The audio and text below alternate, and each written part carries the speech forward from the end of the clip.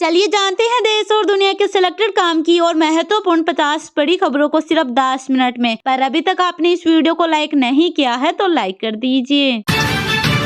दिल्ली में श्रील प्रभुपाद की 150वीं जयंती पर भारत मंडपम में हुआ कार्यक्रम। पीएम मोदी बोले, भव्य राम मंदिर का सपना पूरा, युवा स्पिरिचुअलिटी स्टार्टअप साथ में देख रहे। आध्यात्मिक गुरु के सम्मान में एक स्मारक टिकट और एक सिक्का भी किया जारी।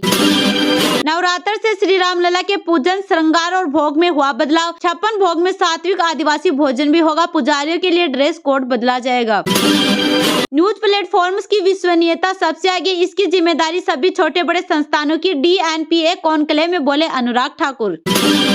पाकिस्तान चुनाव खैबर पख्तूनख्वा में फायरिंग धमाके, 5 पुलिस कर्मियों की हुई मौत। बलूचिस्तान में ग्रेनेड अटैक, पूरे देश में मोबाइल सर्विस बंद। एंड टेक पॉलिसीज लाएगी मोदी सरकार। केंद्रीय मंत्री चंद्रशेखर बोले, डिजिटल पब्लिशर्स और टेक कंपनियों का रेवेन्यू शेयरिंग मामला हमारी प्राथमिकता। यूपी के फर्रुखाबाद में ज्ञानवापी जैसा मामला, रशीद मियां का मकबराया शिव मंदिर। हिंदू पक्ष ने किया बड़ा दावा, कोर्ट ने दिया सर्वे का आदेश। केंद्रीय मंत्री अर्जुन मुंडा ने दिया बयान, कहा एमसीपी से कम हुए सरसों के दाम तो सरकार करेगी खरीद, किसानों को किसी भी प्रकार की कठिनाई न हो। लोन महंगे नहीं होंगे, आपकी EMI भी नहीं बढ़ेगी। ब्याज दरों में लगातार छठी बार बदलाव नहीं। RBI ने 6.5% पर रेपो रेट बरकरार रखी। विदेश मंत्री एस जयशंकर ने बांग्लादेशी विदेश मंत्री के साथ द्विपक्षीय संबंधों पर की चर्चा। सीमा पार कनेक्टिविटी सहित कई मुद्दों पर हुई बातचीत। राजस्थान की वित्त मंत्री दिया कुमारी ने विधानसभा में अंतरिम बजट किया पेश। 300 यूनिट तक फ्री बिजली, 17,000 पदों पर निकलेगी भर्तियां। वित्त मंत्री ने मुख्यमंत्री जल स्वावलंबन अभियान के तहत 20,000 गाँव में 5 लाख जल संचयन संरचनाएं तैयार करने सहित कई किए बड़े ऐलान। $100 बिलियन क्लब में फिर शामिल हुए अडानी। बिलियनियर्स की लिस्ट में 12वें नंबर पर पहुंचे मुकेश अंबानी, दुनिया की 11वें सबसे अमीर। किसानों ने निकाला दिल्ली तक मार्च, हाईवे किया जाम। पुलिस बैरिकेडिंग तोड़ किसान चिल्ला बॉर्डर की तरफ बढ़े। 200 हिरासत में, नोएडा एक्सप्रेसवे बंद। केंद्र ने सभी एजेंसियों को मेरे खिलाफ उतार दिया, जैसे कि मैं सबसे बड़ा आतंकवादी हूं, बोले दिल्ली के मुख्यमंत्री अरविंद केजरीवाल। भारत म्यांमार के बीच फ्री मूवमेंट हुआ बंद। घुसपैठ रोकने के लिए गृह मंत्री अमित शाह का फैसला, बॉर्डर पर फेंसिंग की घोषणा भी की। राजस्थान समेत 4 राज्यों में पड़ेगी कड़ाके की ठंड। हरियाणा के करनाल में तापमान 4 डिग्री। MP यूपी में 3 दिन सर्दी, फिर बारिश के आसार। ऑस्ट्रेलिया में नया वर्किंग लॉ बिल, ऑफिस के बाद बॉस का फोन भी उठाना जरूरी नहीं। 200 देशों में है वर्क लाइफ बैलेंस कानून। चीन रूस के साथ नेवी एक्सरसाइज करेगा। ईरान मार्च के आखिर में होने वाले ड्रिल के लिए कई देशों को न्योता, नाटो को जवाब की तैयारी। ईडी ने किया दावा, आर्किटेक्ट विनोद हेमंत सोरेन के बीच 539 पेज चैट। जेल अधीक्षक बनाने के लिए 75 लाख का ऑफर, DC की पोस्टिंग का भी जिक्र। आप मंत्री बोली, ईडी का जल बोर्ड घोटाले का दावा झूठा, मानहानि का केस करेंगे। छापेमारी में न तो सबूत मिले न ही एक भी पैसा। जदयू के सांसद बोले, सीट शेयरिंग पर कोई चर्चा नहीं। दिल्ली में पार्टी के सांसदों से मिले CM नीतीश कुमार, आडवाणी से भी मुलाकात कर दी बधाई। इंडसइंड बैंक में FD पर अब ज्यादा ब्याज, बैंक ने फिक्स्ड डिपॉजिट की ब्याज दरों में किया बदलाव, अब 8.25% तक का सालाना रिटर्न। केंद्र की टैक्स नीतियों के खिलाफ केरल सरकार ने किया प्रदर्शन। दिल्ली में केजरीवाल, भगवत मान भी मौजूद। CM विजयन बोले, हम एकजुट होकर लड़ेंगे। कांग्रेस नेता राहुल गांधी की यूपी में आते ही इंडिया से एग्जिट होंगे, जैंत गेम प्लान किया था। अखिलेश से नाराज छोटे चौधरी। नवजोत सिद्धू ने केंद्र सरकार पर किया हमला, बोले पंजाब पूरी तरह से कर्नाटक के हक में, दोनों एक ही टाइटैनिक जहाज पर सवार। AIADMK ने कहा, हमारे दरवाजे बीजेपी के लिए बंद। उन्होंने हमारे नेताओं पर अभद्र टिप्पणी की, उनके साथ कभी गठबंधन नहीं करेंगे। कांग्रेस नेता राहुल गांधी की भारत जोड़ो न्याय यात्रा 19 फरवरी को अमेठी पहुंचेगी। इस दौरान कई जनसभाओं को संबोधित करेंगे राहुल। प्रगति मैदान टनल बनाने वाली कंपनी को PWD का आया नोटिस, दरारों की मरम्मत शुरू करने को कहा। 500 करोड़ रुपए भी वापस मांगे। वित्त मंत्री से मिले पेटीएम के CEO, मदद मांगी। रुपए 6 लाख करोड़ का मार्केट कैप पार करने वाली दूसरी सरकारी कंपनी बनी SBI इलेक्ट्रिक। लूना रुपए 69,990 में लॉन्च। RBI की मॉनेटरी पॉलिसी के ऐलान के बाद भारतीय शेयर बाजार भारी गिरावट के साथ हुआ बंद। बैंकिंग, FMCG स्टॉक्स में मुनाफा वसूली। भारत में $100 अरब का निवेश कर सकते हैं कुछ यूरोपीय देश। 10 लाख नई नौकरियां पैदा होने का अनुमान, 15 वर्षों में किया जाएगा यह निवेश। टाटा ने लॉन्च की देश की पहली पहली ऑटोमेटिक सीएनजी कार ₹7.89 लाख की शुरुआती कीमत में मिली टियागो। 28.06 कंपल के माइलेज का दावा। SC ST में रिजर्वेशन पर सुप्रीम कोर्ट में हुई सुनवाई। बेंच ने कहा SC और ST आर्थिक, शैक्षिक और सामाजिक स्थिति में एक समान नहीं हो सकते। विपक्षी नेताओं ने यूसीसी विधेयक के प्रावधानों पर जताई आपत्ति। कैबिनेट मंत्री प्रेमचंद अग्रवाल ने दिया जवाब, नागरिकों को समान अधिकार। राजस्थान में राम लहर से बीजेपी को मिल सकता है फायदा। सामने आए सर्वे ने बढ़ाई कांग्रेस की चिंता। एनडीए का वोट शेयर 2.06% रहा। पेटीएम पर एक्शन के बाद आरबीआई गवर्नर ने दिया जवाब, वक्त दिया था, उन्होंने सुधार नहीं किया, हम लोगों के सवालों का जवाब भी देंगे।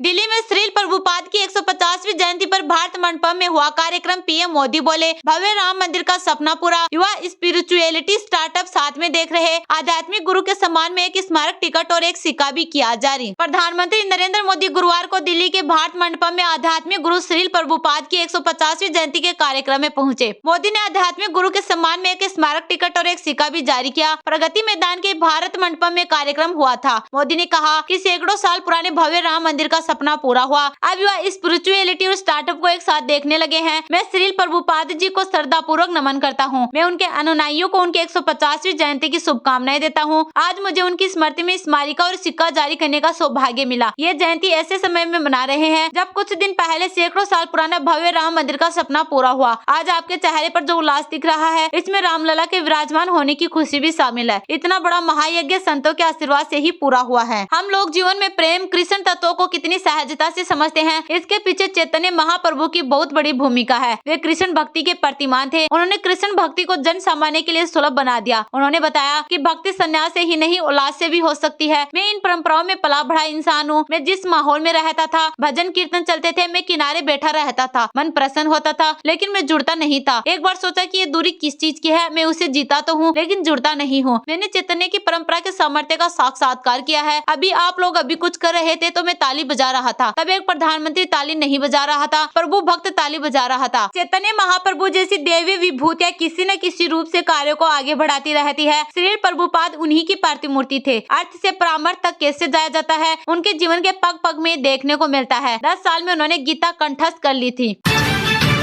केंद्रीय मंत्री अर्जुन मुंडा ने दिया बयान, कहा एमसीपी से कम हुए सरसों के दाम तो सरकार करेगी खरीद, किसानों को किसी भी प्रकार की कठिनाइयां न हो। केंद्रीय कृषि एवं किसान कल्याण और जनजातीय कार्य मंत्री अर्जुन मुंडा ने कहा है कि सरसों का दाम न्यूनतम समर्थन मूल्य से नीचे जाता है तो सरकार एमएसपी पर किसानों से इसकी खरीद करेगी। इसके लिए जरूरी व्यवस्था की गई है। केंद्र सरकार द्वारा रबी विपणन सत्र के दौरान मूल्य समर्थन योजना या PSS के अंतर्गत सरसों की खरीद की तैयारियां की गई है। उन्होंने कहा कि केंद्र सरकार के लिए किसानों का हित सर्वोपरि है। यदि सरसों का दाम एमएसपी से नीचे जाता है तो सरकार ने किसानों से एमएसपी पर इसकी खरीद के लिए आवश्यक व्यवस्था की है। रबी विपणन सत्र के लिए केंद्रीय नोडल एजेंसी को पहले से ही मूल्य समर्थन योजना के तहत सरसों की खरीद के लिए तैयार रहने का निर्देश दिया गया है ताकि किसानों को किसी भी प्रकार की कठिनाई न हो। रबी विपणन सत्र 2023 के दौरान गुजरात, हरियाणा, मध्य प्रदेश, राजस्थान, उत्तर प्रदेश और असम राज्यों से मूल्य समर्थन योजना के तहत खरीद के लिए 28.24 लाख टन सरसों की मंजूरी दी गई थी। रबी विपणन सत्र 2024 के लिए भी सभी सरसों उत्पादक राज्यों को सूचित किया गया कि यदि राज्य में सरसों का मौजूदा बाजार का दाम अधिसूचित एमएसपी से कम है तो PSS के तहत सरसों की खरीद का प्रस्ताव समय पर भेजे। रबी विपणन सत्र 2024 के लिए सरसों का एमएसपी 5,650 रुपए प्रति क्विंटल है।